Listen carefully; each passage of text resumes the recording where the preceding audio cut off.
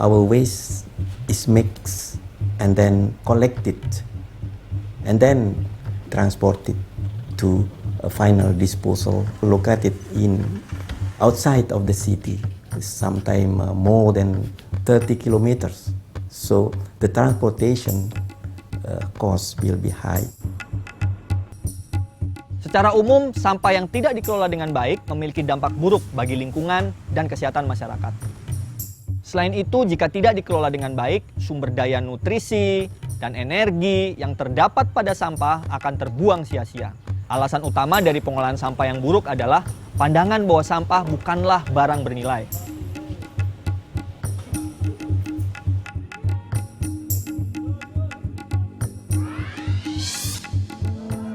Sampah organik dapat diolah menjadi berbagai macam produk yang bernilai dan menunjukkan permintaan pasar yang cukup tinggi.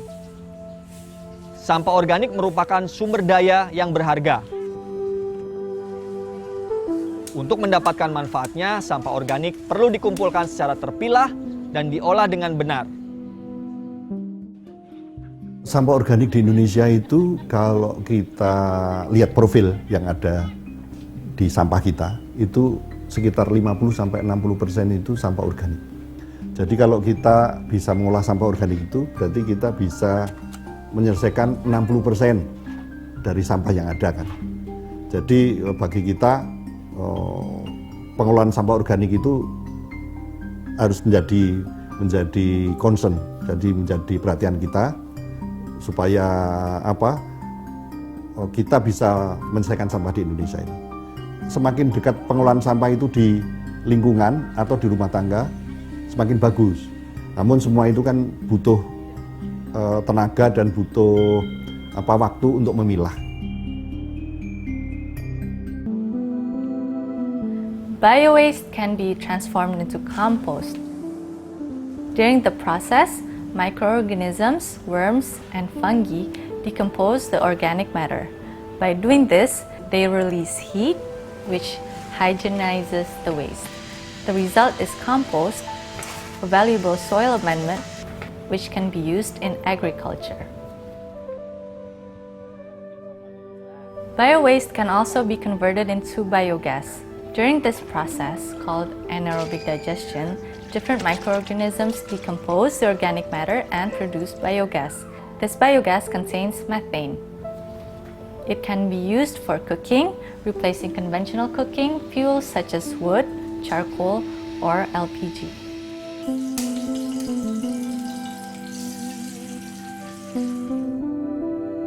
Biowaste can also be fed to animals such as goats, chicken, or fish, but fresh waste can be contaminated. Also, it rots fast. A more storable form is preferred to ensure a good quality animal feed. One proven technology for producing good quality animal feed is vermicomposting.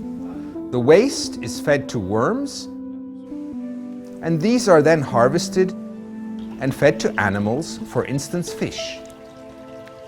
Another option for transforming biowaste is by feeding it to insects, and hereby creating insect protein.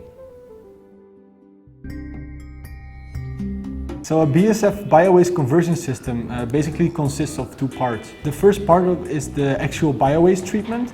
This involves the pre-processing of the biowaste, such as shredding and dewatering.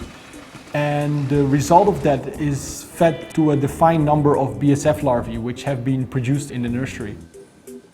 The larvae will feed on the biowaste, and this will result in a reduction of the waste and an increase in the BASF larvae mass. After 12 days of feeding, the matured BASF larvae can be harvested.